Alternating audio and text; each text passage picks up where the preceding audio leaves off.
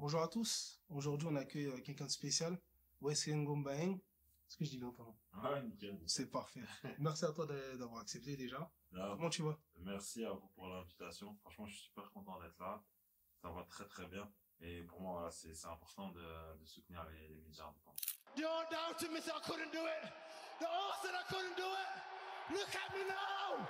Level half a pound, headshot, dead. That's it. Je me fais l'honneur de ta présence.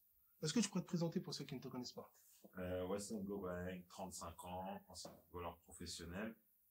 Aujourd'hui, enseignant, entrepreneur et, on va dire, acteur social pour la valorisation des quartiers populaires. C'est cool. Du coup, t'es footballeur. Est-ce que tu peux me dire comment t'as commencé le foot?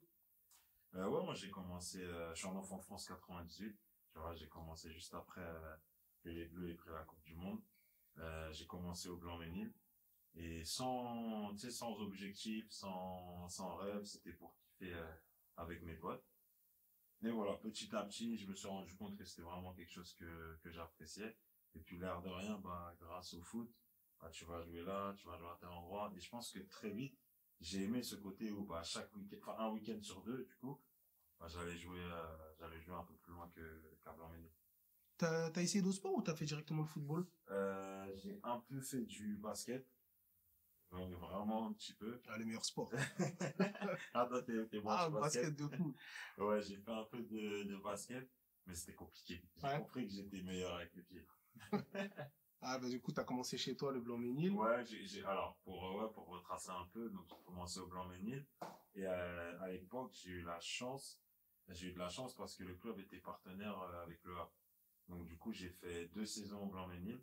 À l'époque, c'était Poussin deuxième année, Benjamin première année. Et du coup, Benjamin deuxième année, j'ai intégré le centre de formation du Havre, donc très très tôt, à l'âge de 10 ans et demi. Chose qui ne se fait plus, parce qu'aujourd'hui, voilà, avec les accords de non-sollicitation, je crois que c'est pas moins de 15 ans avant Ouais. de rentrer en centre et à plus de 200 kilomètres de chez toi et tout. Donc, ils ont réglementé, et à juste titre, parce que quand t'es petit et que tu parles loin comme ça, c'est pas évident. Mais ouais, globalement, ça s'est passé comme ça. 2 saisons au Blanc-Ménil, et ensuite, j'ai eu la chance d'intégrer le centre de formation. Ouais, t'as pas fait beaucoup chez toi, en fait, du coup. Ouais, en fait, c'est ça qui est fou, c'est que je suis très très très attaché à ma ville, très attaché à mon club de cœur, mais j'ai joué que 2 ans quand j'étais petit. Et après, voilà, je suis parti vite. Et puis à l'époque, comparé à aujourd'hui, c'était très très dur de rentrer en centre de formation. Mm. Aujourd'hui, t'as quand même un recrutement de masse, et après on filtre. Mais à l'époque, il y avait déjà un filtre assez important, puis il y avait pas autant de scouts qu'aujourd'hui et tout. Et donc ouais, quand un jeune signait en centre de formation, c'était un événement. Et comment ça s'est passé ton arrivée là-bas? Franchement, c'était compliqué parce que moi, je voulais juste être avec mes potes du Blanc-Ménil en vrai, et d'un coup d'être dans une concurrence parce que je suis passé du football où c'est juste le kiff avec mes potes à un football extrêmement exigeant. Tu vois, quand tu rentres en centre de formation, bah déjà t'as plus d'entraînement. Moi, je crois à Blanc-Ménil, j'avais un entraînement, un match. Et là-bas, t'as beaucoup plus d'entraînement. Le niveau aussi. Il y a une réalité en termes de niveau parce que bah t'es avec les meilleurs. T'es vraiment avec les meilleurs. Il y avait des joueurs qui venaient de la Réunion, voilà, Dimitri Payet et tout, qui venaient de la Réunion. T'avais des joueurs qui venaient aussi des Antilles. T'avais la crème de la crème de l'Île-de-France parce que à l'époque, le Havre avait vraiment ce lead sur l'Île-de-France. Même si tu vois le PSG, ça arrivait un peu tardivement. À l'époque, le Havre était vraiment leader sur l'Île-de-France, tu vois, avec Auxerre, Nantes, mais vraiment le Havre dominait à cette époque-là. Toi, t'es parti super jeune à 10 ans. Au niveau de ta vie familiale, etc., comment ça s'est passé? Comment ça s'est fait pour tes parents? Ah, c'était Comment cool. t'as En vécu? fait, ça a été complexe parce que dans la famille, tout le monde n'était pas d'accord. Tout le monde n'était pas d'accord, parce que comme tu l'as relevé, 10 ans et demi, c'est très très tôt. Et en fait, il y avait aussi la partie, ok, certes, il y a le foot, mais il va pas être à la cité. Et je pense que c'est plus cet argument-là qui a pris le pas sur de devenir pro ou pas, enfin peu importe. Je pense que ce qui a vraiment fait pencher la décision, c'est ok, au moins il sera pas au quartier, Ouais. ou il y sera peu. Et je pense que c'est vraiment ça qui a forcé la décision. Après, ça a été compliqué parce que je rentrais une fois tous les 5, 6 semaines, tu vois. Et ma famille essayait de venir me visiter au Havre, mais c'était pas évident. Et ouais, franchement, la première année, c'était compliqué. À plusieurs reprises, en rentrant, j'ai dit à ma grand-mère, moi je repars pas. Je suis bien ici. Tu sais, quand t'as des amis, tu veux juste être avec tes potes, en fait. Ouais. Je suis parti, j'étais en sixième. Tu vois, si tu repenses à ta vie quand t'étais Ouais. en sixième, ta meilleure vie, c'est quand t'es dehors avec les potes. Oui. Tu vois. Donc, c'était difficile. Mais je pense que sans le savoir, bah, je me forgeais un mental, qui faisait qui allait faire quelqu'un de moi, qui allait faire de moi quelqu'un de très solide, tu vois. Et toi, tu voulais partir au départ ou c'est pas En fait, tu sais, je pense que quand t'as cet âge-là, tu connais pas forcément le système qui fait que tu pourras devenir pro. Donc, moi, à l'époque, il y avait un grand de mon quartier, Djilali, paix à son âme, quelqu'un, voilà, qui a beaucoup fait pour moi. Son neveu était déjà professionnel au Havre. Donc, c'est comme ça qu'il y avait eu la connexion. Et il m'a dit, écoute, il y a un essai pour le Havre. C'était la première fois que j'allais faire un essai. Il y a un essai pour le Havre à Issy-les-Moulineaux, je me rappelle. Il y avait Marvin Martin, d'ailleurs. Donc si ils aiment bien, il y aura moyen de rentrer au centre de formation du Havre et tout. Donc je suis vraiment parti, tranquille, quoi. Ça passe pas. Moi, je suis très bien à Blanc-Ménil. Et au final, j'ai fait un tour à ici, j'ai fait un tour ensuite au Havre. Et le fait d'être allé au Havre, tu vois, d'avoir vu la structure et tout ça, le centre de formation et tout, tu vois, direct, tu te manges une claque. Tu dis, ah Ouais. ouais, en fait, ouais, je vais faire ce football-là. Ouais. Tu vois, donc ça s'est fait comme ça. Et c'était pas évident au départ. C'est intéressant ce que tu dis, c'est quand t'es rentré, t'avais pas du tout conscience des enjeux. Le fait de percer, pas du tout. Et en fait, je pense que il faut préserver les jeunes par rapport à ça. Plus tu fais des calculs, moins tu iras loin.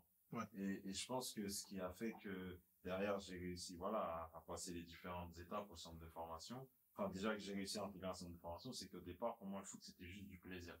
Et après, quand j'ai intégré le centre de formation, j'ai kiffé parce que j'ai réussi à recréer un esprit de camaraderie. Ouais. Voilà. Tu vois, c'est-à-dire que certes, il y avait l'objectif de devenir pro, mais qui est arrivé plus tard parce qu'au départ, quand tu as 11-12 ans au centre de formation, les pros, ça te semble très loin. Même si on va au stade, à l'époque c'était des Chazos, pour maintenant c'est le stade Océane, mais tu vas au stade, nous on les voyait très peu les pros. Donc t'es encore dans ton petit cocon où t'as envie de kiffer avec tes potes, tu les vois tous les jours, on est au centre de formation, on se prête nos chaussettes, on se prête des t-shirts, enfin, on est frères en fait, tu vois, et je pense que ça c'est ce qu'il faut préserver le plus longtemps possible.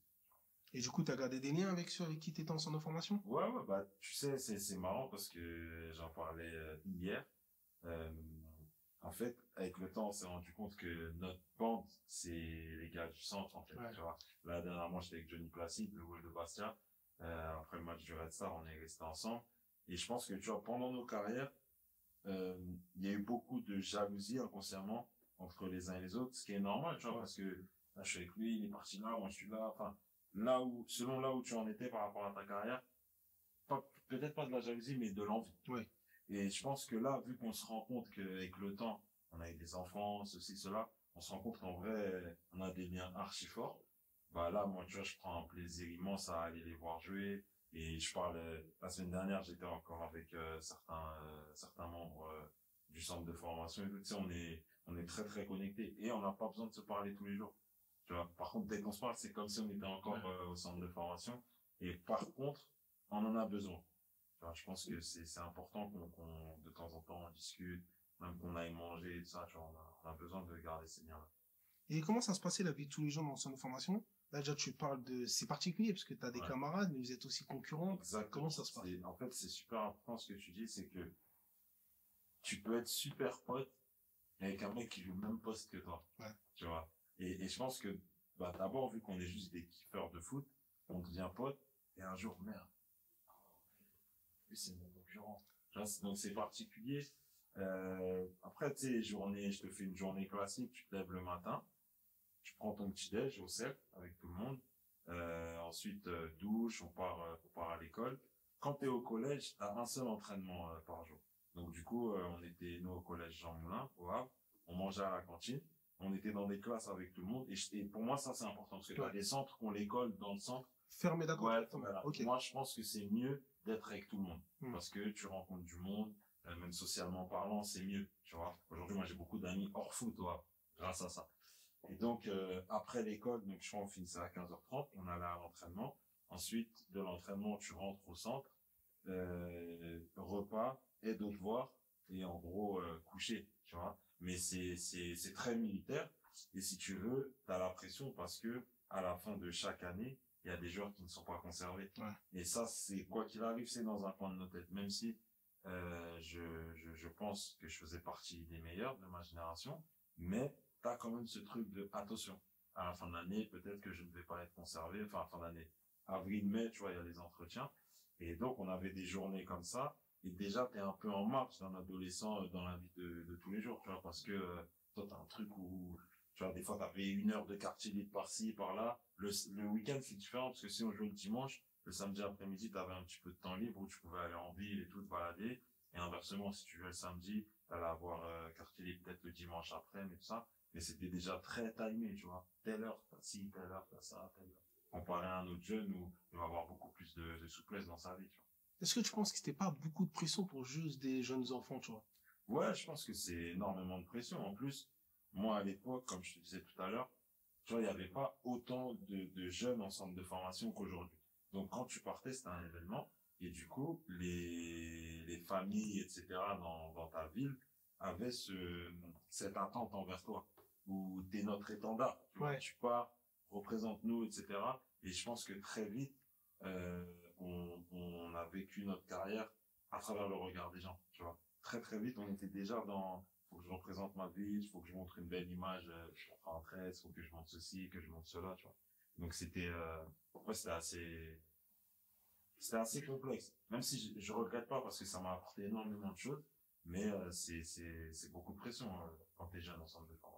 Ouais, avec du recul, pas de regret. C'était une période que t'as beaucoup. Non, moi parce que ça m'a amené beaucoup de qualité aussi, tu vois. Je suis quelqu'un de très rigoureux, je suis quelqu'un de ponctuel, je suis quelqu'un qui se remet vite en question. Et je pense que, tu vois, c'est ce que je défends aujourd'hui, en centre de formation, ce qu'on t'apprend, c'est une réelle plus-value pour le monde, de la professionnelle, le monde de la vie active, en dehors même du football, tu vois. En off, tu nous parlais d'un de tes anciens entraîneurs et de la Ouais. relation que tu avais avec lui. Ouais. Du coup, vous avez été un petit peu éduqué un peu par vos... Ouais, clairement. Bah, je parlais de Mika Le Païf, que je salue d'ailleurs. Tu sais, à l'époque, nos entraîneurs, ils nous emmenaient à l'école. Ils venaient nous chercher. Des fois même, ils nous faisaient les devoirs. Bah, plus, ils nous faisaient les entraînements. Et donc, tu le voyais tellement à des moments clés de la journée que c'était ton confident, c'était, tu vois. Donc, ouais, ils ont eu un impact sur nous qui est, je pense que eux-mêmes ne se rendent pas compte. C'est-à-dire que là, le coach, quand je parlais avec lui, il y a quelques jours, euh, je pense qu'il a été bluffé de voir à quel point il avait eu un impact sur nous. Et là, j'ai 35 ans, donc c'est il y a 20 ans carrément, tu vois. Et ouais, la relation qu'on avait avec les éducateurs, parce qu'encore une fois, on était loin de la maison. Donc eux, c'était la figure, on va dire, adulte, qui était la plus proche de nous. Et je t'assure que quand on avait un mot dans le carnet, on avait plus peur du coach.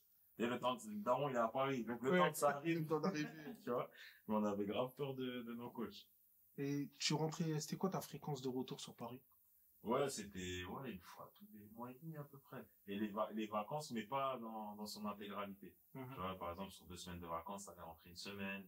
Je sais que l'été, au lieu d'avoir juillet-août, je crois on avait juillet et tu vois, à partir de mi-août, tu reprenais l'entraînement. Enfin, tu sais, c'était complexe. C'est-à-dire que j'ai jamais pu vraiment partir en même temps que mes potes. Maintenant, je peux, après 5 piges, mais avant, je pouvais pas. Tu vois, on avait, tu sais, le championnat, il démarrait tôt en septembre, mais avant, faut faire la prépa physique, etc., tu vois. Toi, tu jouais quel poste? Moi, j'étais attaquant. Attaquant? Ouais. T'as toujours joué attaquant? C'était ton poste? Ah ouais, c'était, ouais, après, ce qui est drôle, c'est que quand je suis arrivé au Havre, tu vois, à l'époque, on aimait bien dire présumé et tout ça, tu vois. En plus, moi, je suis Camerounais. Et quand je suis arrivé au Havre, j'étais grand. Mais ici, à Paname, on est tous grands. Ouais. Tu vois, c'est-à-dire que c'était normal. Mais quand je suis arrivé au Havre, par rapport aux autres joueurs de mon âge, j'étais grand de fou. C'est-à-dire que j'étais attaquant, mais quand il y avait besoin, je jouais derrière. Ouais. Tu vois. C'est-à-dire que j'étais attaquant et défenseur, mais mon poste de prédilection, c'est attaquant. Et après, j'ai fait toutes mes années attaquant. Tu vois, j'ai fait un micmac. J'ai joué avec Jesse Cambron, c'est un mec de Pierrefitte. Le coach, il me mettait derrière, tu vois, il me mettait derrière et tout. Et pour qu'il me remette devant l'année d'après en moins de 13, j'ai dit à Jesse, il va sûrement rigoler quand il y aura l'anecdote. J'ai dit, si, va voir Guy Guilbeault, il s'appelait le coach à l'époque. Tu vas voir Guy, tu dis, ouais, en ce moment, Wesley, il pleure, tout ça, nanana, parce qu'il joue défenseur et tout ça. Et comme ça, il est parti voir Guy, et il m'a remis devant, je te jure, ça va. Ah non. Ah non, on a fait un micmac. Ah ouais. On a fait un micmac. Mais tu vois, c'est tout bête, mais ça montre que dans le foot, et à cette époque-là, j'ai peut-être 12 ans, dans le foot, il faut des fois aller à l'encontre des décisions. Et très tôt. Tu vois ce que je veux dire? Parce que si je n'avais rien dit, bah, peut-être que je serais resté défenseur, je n'aurais pas eu la carrière que j'ai eue, ou peut-être que j'aurais fait mieux, j'en sais rien, mais en tout cas, de base, j'étais un attaquant, donc j'ai fait mon micmac pour revenir devant. Et qu'est-ce qui se passe après pour toi, Le Havre? Tu fais combien de temps? Qu'est-ce qui se passe après? Le Havre, j'ai fait 7 années merveilleuses. Franchement, 7 années en centre de formation. Pour moi, Le Havre, c'est le meilleur centre. Peut-être on va dire que je manque d'objectivité, mais Ils ont sorti du à gros. mon époque, il y avait Paul Pogba, Benjamin Mendy, Didier Tigard, Steve Mandanda, Payet. Dimitri Payet, Guillaume Moirot, Carlos Kameni, Lassana Diarra. Enfin, je peux... Les noms parlent, là. Ouais, Là, les noms, je peux faire une interview que de ça, tu vois. Et donc 7 ans là-bas, et ensuite j'ai la chance de signer mon premier contrat professionnel avec Newcastle. Et ouais, un truc de fou. T'avais quel âge? 17, 18 ans? Moi j'ai tout fait tôt, tu vois. Ouais. J'ai signé à Newcastle, j'avais 17 ans et demi. 17 ans. Ouais, 17 ans et demi, et j'ai signé en août 2007. Moi je suis né en septembre, donc ouais, 17 ans et demi. Et c'est jeune, hein. Ouais, c'est très tout. Bah, tu vois, là je suis enseignant aujourd'hui, j'ai des élèves qui ont 17, 18 ans. Et des fois, je les regarde. Je me dis, waouh, à cet âge-là, j'ai signé à Newcastle.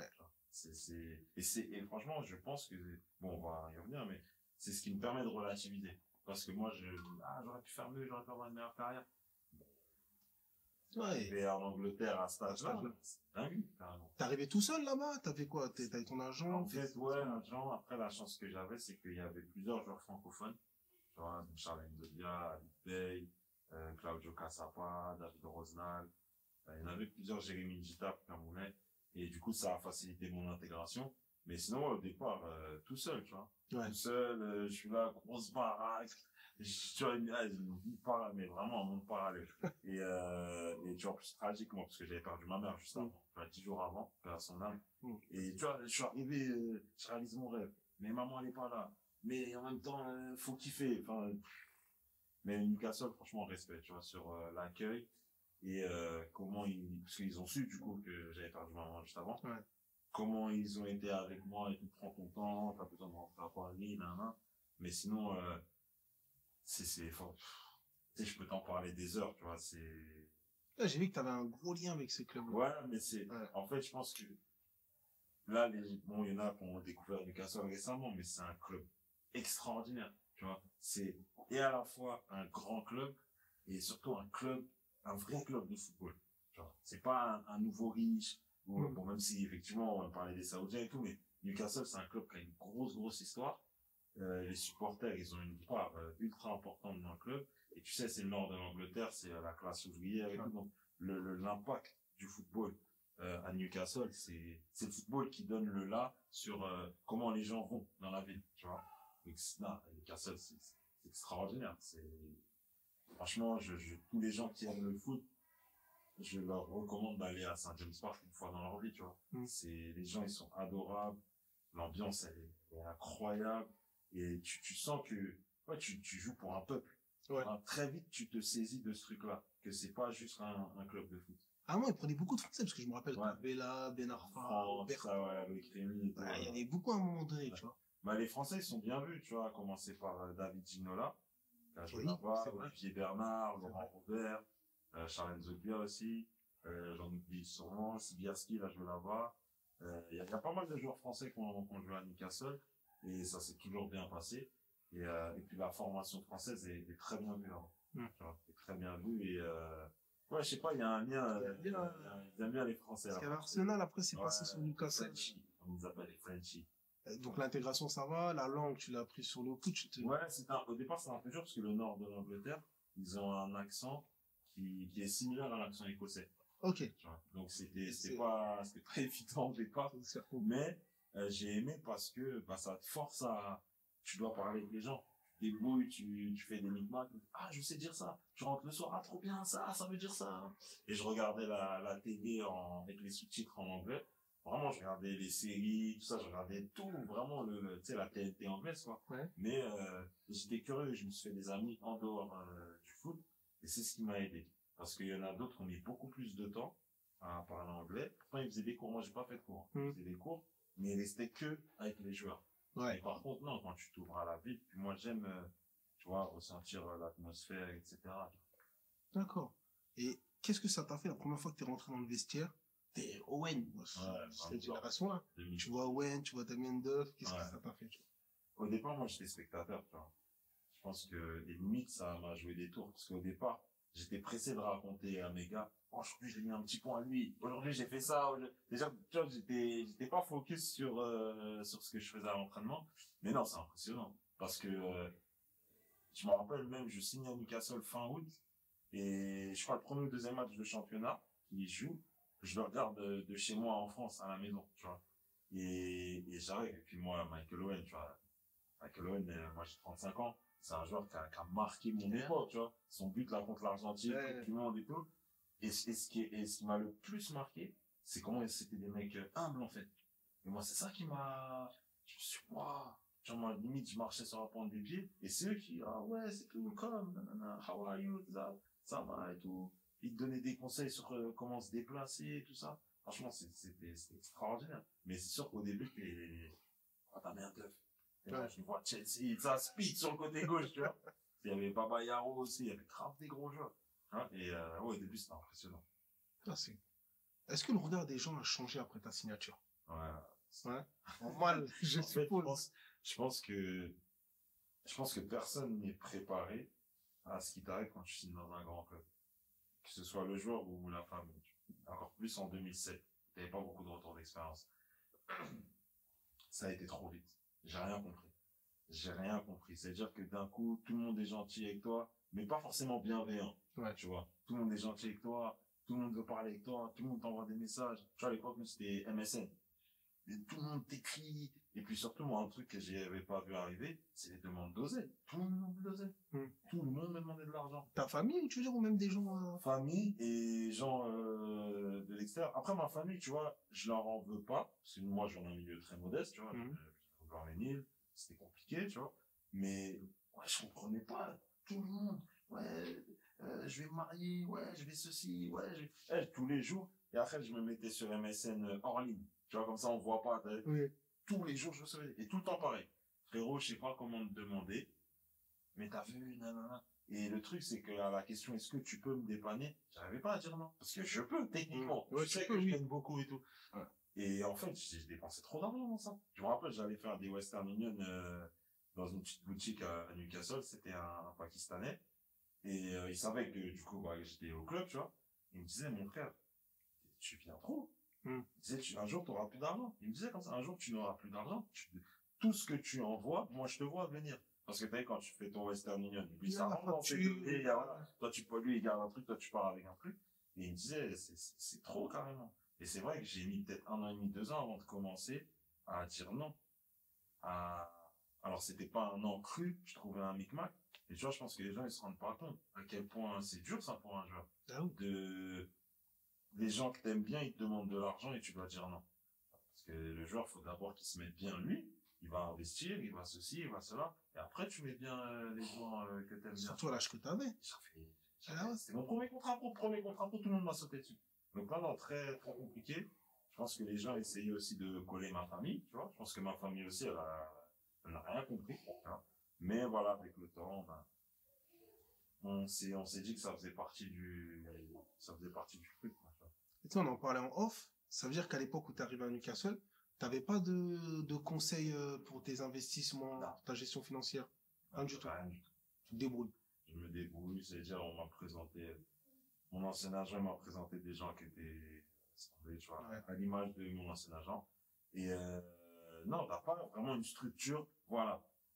Tu gagnes tant, faut épargner, c'est soit t'as un entourage qui est calé sur ça, ou qui a pensé à te ramener quelqu'un de calé sur ça, ou soit t'es livré à toi, ou ton banquier de temps en temps il dit faut mettre de côté et tout. Mais en fait, moi mon banquier à l'époque, j'étais chez Barclays, il avait aucun impact sur moi. Il me disait Wesley, mets ça de côté, mets ça. Ouais, c'est mon argent, je fais ce que je veux. Exactement, tu vois. Exactement. Et tu fais combien de temps à Newcastle? Ça se passe comment avant? Moi, je fais 3 ans. Franchement, je kiffe. Malheureusement, je me suis fait les croisés, genou droit, là-bas. Donc, ça m'a gardé en dehors des terrains assez longtemps, tu vois.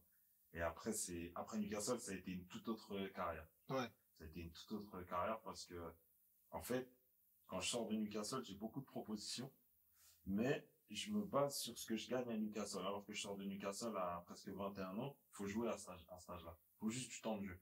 Et du coup, je dis non à beaucoup de clubs. Je me mets d'accord avec Ingolstadt, en D2 allemande à l'époque. Donc, je pars en vacances, j'ai dit non à tout le monde. Et au final, il y a un nouvel entraîneur qui arrive entre deux. Et le deal, il se fait pas. Tu vois. Donc, du coup, début juillet, je commence à vouloir redire oui aux gens, mais les effectifs, ils sont full, tu vois. Et ça a été le début d'une toute autre carrière à jouer à des niveaux un peu inférieurs.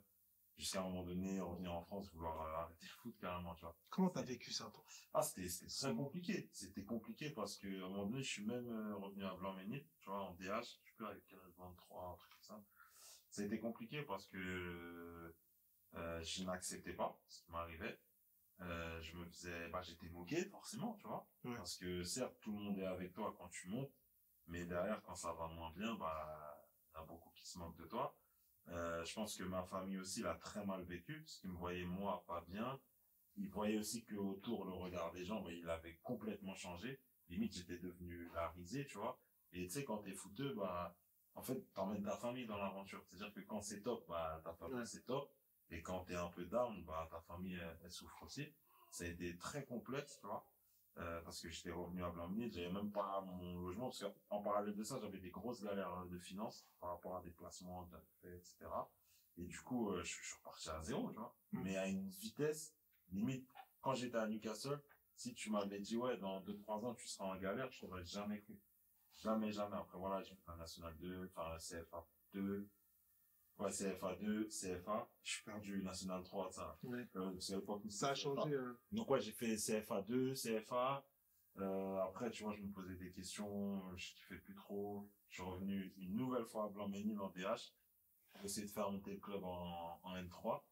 Et on l'a fait, on est allé loin en Coupe de France et tout. Et tu vois, en parallèle de ça, je découvrais le service jeunesse, parce que j'ai commencé à travailler. Et en fait, je me suis dit, waouh, c'est trop bien en dehors du foot, en fait, il y a une vie. Ouais. Tu vois. Et contrairement à beaucoup qui galèrent sur la reconversion et tout, moi, en fait, le fait que ma carrière aille moins bien, ça a été une bénédiction pour moi. Parce Ça que t'a je me suis préparé, dit à quoi. autre chose. Ouais. Tu vois. Et c'est là que j'ai découvert le social. Tout à l'heure, on parlait là, le fait d'être, excuse-moi, dans une maison d'accueil pour les jeunes et tout, au Courtilier et tout. Moi, ça me fait kiffer de ouf parce que je suis grave dans ça, dans le social. Et surtout, je me suis rendu compte que l'aura que tu as en tant que footballeur, maintenant en tant qu'ancien footballeur, mais socialement, tu fais des trucs de fou. Et en fait, je me rappelle, des fois, je commençais à envoyer des messages à coach, ce soir, je peux envie de venir, parce que, en fait, la journée, je me sentais trop utile. Et je le valorisais beaucoup sur les réseaux sociaux. Et du coup, tous mes potes qui jouent encore à la Ligue des Champions, tout ce que tu veux, ils disaient, moi aussi, quand je vais arrêter le foot, je veux faire ça, je veux aider les jeunes, je veux m'investir dans ma ville et tout ça. Et c'est là que je me suis dit, ah ouais, mais en vrai, let's go. Et surtout, dire aux joueurs, mais en fait, toutes les qualités là qu'on acquiert là, pendant la carrière, et pour l'après-carrière, mais c'est du miel. Eh oui. C'est du miel. C'est-à-dire, toi, ta reconversion s'est faite de manière naturelle. Ouais, exactement. Parce que moi, il faut en parler. Ouais. Tu sais, la dépression, c'est quelque chose qui touche beaucoup de joueurs, surtout à leur fin de carrière. Ouais. Est-ce que toi, t'as connu des collègues à toi, des potes? Ouais, moi, je l'ai subi aussi. Un petit peu. Tu vois, je l'ai subi un petit peu, notamment quand je vivais chez mon oncle sur Paris. Et je sortais le soir, je marchais tout seul sur la route et tout. C'était limite comme je disais, limite à vouloir qu'il m'arrive quelque chose, tu vois. Parce que ce qui est très compliqué pour un joueur, c'est que tu as toujours été valorisé, tu sais, les médias, le regard des gens. Et le jour où tu joues plus, t'as l'impression que t'es une merde, en fait. Ouais. Désolé du terme, mais tu vois que, même, tu vois, autour de toi, tes amis, tu sais pas qui ils sont, tu comprends plus, en fait, ce qui t'arrive. Et tu te dis, mais je sers à rien, en fait. Tu vois, donc ouais, c'est complexe. C'est pour ça que, il faut que les joueurs en activité, s'ouvrent. C'est trop important. Il y a encore trop de joueurs, tu vois, et même que je connais, tu vois, qui, sur l'après-carrière, tu vois, passent par une phase dépressive.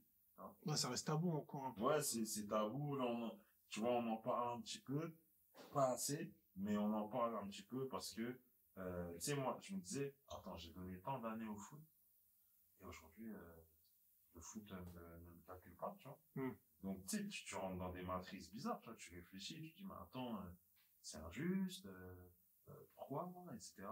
Pourquoi moi? J'ai tout donné, j'ai été sérieux. Tu sais, tu te poses plein de questions et c'est là que tu commences à rentrer dans des phases dépressives. Tu regardes autour de toi, tu te sens pas valorisé, tu vois. Tu sens que, en fait, on te portait parce que t'étais un tel et que le jour où on t'a enlevé le foot, bah, on t'a tout enlevé avec, tu vois. On t'a enlevé des groupes d'amis, on t'a enlevé de l'admiration, etc., etc. Et tout le monde n'est pas capable de se relever de ça. Ouais, du coup, là, ton activité d'aujourd'hui, elle est liée à ça. Tu peux me dire un peu ce que tu fais? Ouais. Moi, en fait, bah, la causerie, donc j'ai créé un réseau d'affaires d'anciens footballeurs dédié à la reconversion des footballeurs. La question de la reconversion, ça fait déjà 7-8 ans que je travaillais dessus. Et en fait, si tu veux, j'avais fait l'émission Le Vestiaire à l'époque, où j'avais expliqué mes problèmes et tout, et j'avais reçu 1 million de messages. Et je me suis dit, ah ouais, en fait, il faut faire un truc sur la reconversion. Et ce qui est bien, c'est qu'en parallèle de ça, bah, tu vois, en travaillant dans le social, j'ai appris à monter des projets. Donc, du coup, je m'étais dit, OK, ce que je sais faire dans le social, il faut que je l'amène dans le football, sur le sujet de la reconversion. Et au départ, j'avais appelé ça les after-work du foot, où je mettais en avant des parcours de reconversion devant une assemblée et tout ça. Et après, les gens réseautaient, parce qu'il y a aussi ce truc où on a tous un réseau de dingue, les footballeurs, mais on reste dans notre coin. Et non, je veux pas demander, il va dire que je suis un gratteur, non. Alors que non. Tu vois, c'est comme ça, faut se faire des passes D et tout. Et donc ça, et derrière, j'ai créé un organisme de formation où justement, on a accompagné des anciens footballeurs sur l'entrepreneuriat, le leadership, la prise de parole en public, bilan de compétences, coaching psychologique et tout ça. Parce que les footballeurs, en dehors du football, ne se connaissent pas ou très peu. Et le but, c'était de leur montrer qu'ils avaient un bagage monstrueux pour la vie d'après. Et surtout de leur dire capitalisez sur ce que vous avez fait. T'as joué là, reconnecte avec ces gens-là. C'est-à-dire que tu parles telle langue, tu parles ci, tu parles ça. Et derrière, j'ai créé donc la causerie, donc il y a un réseau d'affaires. On se voit une fois par mois à l'hôtel Mercure à Montmartre, que je salue d'ailleurs. Et le but, c'est de s'apporter du business entre nous, de s'apporter du réseau, des opportunités, de passer des bons moments avant tout. Et le réseau, il s'agrandit de plus en plus. Là, on est à Paris, mais le but, c'est de commencer petit à petit à avoir des antennes à Lyon, à Marseille, à Abidjan, Marrakech. J'y vais régulièrement là-bas, tu vois, pour développer ça. Là, éventuellement Dubaï. Là, je pars février, parce qu'il y a pas mal d'anciens footballeurs là-bas. Et le but, voilà, c'est vraiment de recréer ce truc, cet esprit de vestiaire, mais dans d'autres circonstances. Au lieu juste de parler de tout et de rien, de faire des choses concrètes. Ça fonctionne très bien. Tu vois, on commence à bosser avec des assos, on intervient auprès des jeunes. Franchement, là, voilà, jeudi dernier, j'avais mon événement. Je les ai remerciés à 3000% parce que ce qui se passe, c'est complètement ouf, tu vois. Toi, t'as une vision dans la tête et tu vois que ça prend. C'est une dinguerie. Et c'est un projet qui ne peut que grandir. Enfin, ça ne peut pas se passer autrement. Parce que dans 10 ans, il y aura encore des anciens footballeurs. Dans 20 ans, il y en aura encore. Et je me dis, je ne regrette absolument rien. Je suis content d'avoir eu la carrière que j'ai eue. Parce qu'aujourd'hui, ça me permet de faire ce genre de choses. Et tu vois, aujourd'hui, je suis là avec ton média. Bah, c'est aussi grâce à mon histoire que les médias s'intéressent à moi. Et ça me permet, voilà, de diffuser un truc, de valoriser aussi l'image du foot, parce que le foot n'est pas forcément super bien vu. On aime bien mettre ça dans la case, c'est les mecs de cité, tu vois. Mais il y a aussi ce truc où montrer, voilà, on est des gens de quartier, mais on monte des boîtes, on est structuré, on s'exprime très bien, et on fait du business entre nous, et voilà, et on se sert de notre expérience pour inspirer les plus jeunes, et puis tous monter ensemble, tu vois. C'est notre mission aujourd'hui, c'est, bah, tu vois, des médias comme le tien, qui nous donnent la parole comme ça, on doit les faire monter. C'est ça aussi le kiff aujourd'hui. Du coup, dans toute ta carrière, est-ce que tu as des remords? Ouais, l'après Newcastle. Parce que je sors de 3 ans de contrat à Newcastle, j'ai pratiquement 21 ans. Et à ce moment-là, j'ai pas mal d'opportunités. Et ce que je privilégie à ce moment-là, c'est de ne pas perdre trop d'argent par rapport à ce que je gagnais à Newcastle, alors que c'est un âge où il faut du temps de jeu. Ouais. Et je pense que si j'avais fait le bon choix après Newcastle, j'aurais eu du temps de jeu quelque part, ça m'aurait permis de rebondir dans la foulée. Donc, ouais, après, voilà, la vie est ce qu'elle est, mais c'est sûr qu'avec du recul, je me dis, ce moment-là, j'aurais dû mieux le gérer. Tu suis encore le football? À fond. À fond? Ouais. Mais c'est très récent. Ouais. Parce que justement, tu vois, quand il y a eu l'épisode un peu dépressif et tout, c'était très douloureux pour moi de regarder du foot. Parce que je voyais tous les joueurs avec qui je jouais il y avait, voilà, quelques mois. J'ai mis quand même, ouais, 5-6 ans avant de vraiment m'intéresser au foot. Tu vois, je fais beaucoup de médias aujourd'hui. Je débriefe de pas mal de matchs, etc. Mais c'est très récent. Par contre, là, je suis un mordu. Ouais. Je regarde 1 million de matchs. T'as un club? Bah, forcément Newcastle. Newcastle, ouais. Forcément Newcastle. Et tu sais quoi, j'ai un gros coup de cœur pour la Bundesliga. Je regarde beaucoup le championnat allemand. On aurait pu en parler, mais moi, le foot, j'y arrive plus. Ouais. Bah, après. J'ai plus le truc d'avant. Ouais. Après, je comprends pourquoi tu dis ça. Ouais. Je comprends pourquoi tu dis ça. Mais le foot, il évolue. Tu vois, comme Kiki l'a dit, le foot a changé. Il a changé. Bah, tu vois, on parle beaucoup de statistiques personnelles aujourd'hui. Et en fait, c'est vrai, pour aller dans le sens de ce que tu dis, t'as moins de spectacles. Ouais. Aujourd'hui, tu regardes des robots. Ouais. C'est vrai. C'est un peu dur ce que je dis, mais aujourd'hui, après ça va très vite, donc ce sont des athlètes. Tu le sens, les mecs, ils peuvent te courir je ne sais combien de kilomètres par match, mais du coup, la magie, tu vois, je sais pas, Kaka, Georges Hagi, tu vois, on a ce truc où il y a de moins en moins, en fait, t'as de plus en plus de joueurs qui se ressemblent. Ouais. Tu vois. Après, aujourd'hui, c'est différent. Par exemple, on va te parler de Mossa, là. Ouais. Mais c'est spectaculaire, mais spectaculaire, version 2024. Exactement. Tu vois. Exactement. Et je pense que malheureusement, les gens comme nous, faut qu'on l'accepte. Je me rappelle du but de Kaka contre Manchester, il met la tête, et exact, les gars, ils se cognent et tout. Voilà. Tu vois, pourquoi je dis ça? Parce qu'avant, tu disais, les gars, vous avez vu ce week-end ce qu'il a fait. Même si il ne parlait pas de but. On a Gino passe du dos, t'as vu ou pas, tu vois? Aujourd'hui, on n'a plus. Aujourd'hui, on parle de score. Ouais, 3-2. Ah, ok. Ouais, on parle de score et de statistiques. Okay. Ah, c'est tout. Tu vois, on parle de score et de statistiques, mais c'est malheureux, mais ça ne reviendra pas à ce qu'on a vu. Mais je pense que, tu vois, tout est cyclique. Tout est cyclique.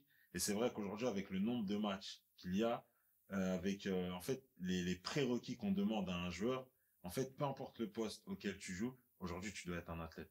Avant, tu vois, quand il y avait le 10, parce que là, le poste de 10, il a un peu disparu.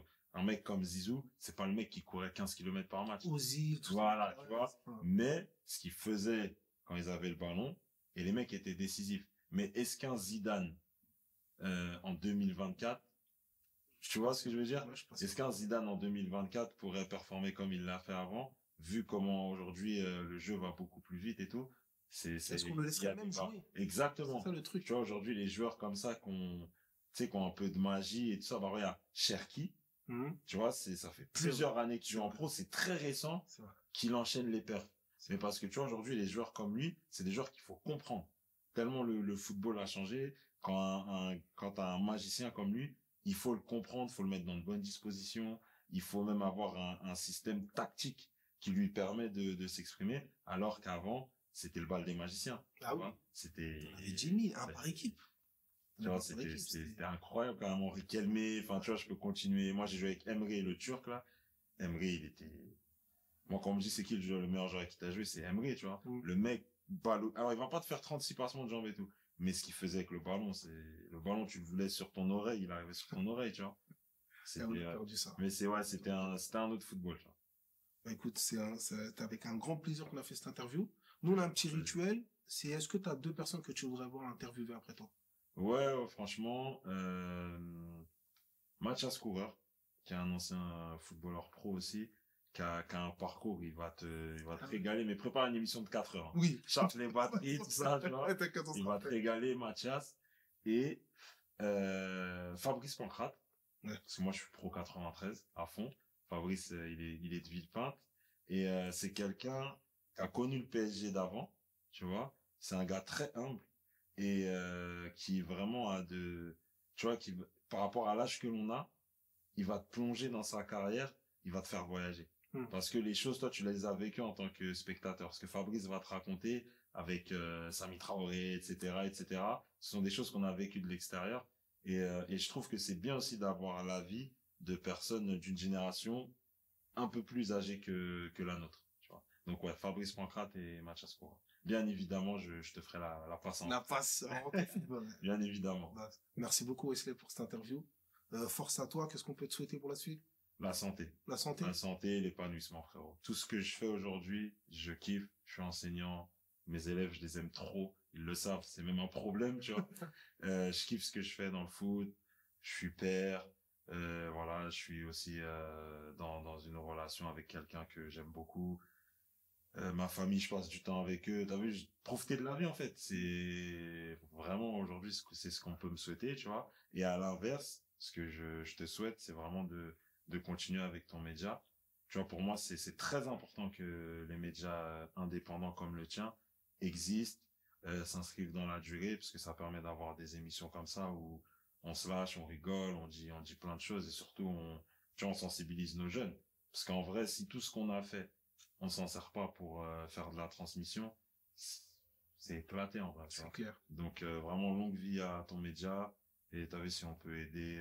En plus, moi, comme j'ai dit tout à l'heure, quand ça touche le 93, je suis impliqué. Je suis impliqué, frérot. Ouais, maintenant, longue vie à ton média. Ça fait plaisir. Et voilà, on est là s'il y a besoin de quoi que ce soit. Ouais, merci à toi encore. Non, au plaisir.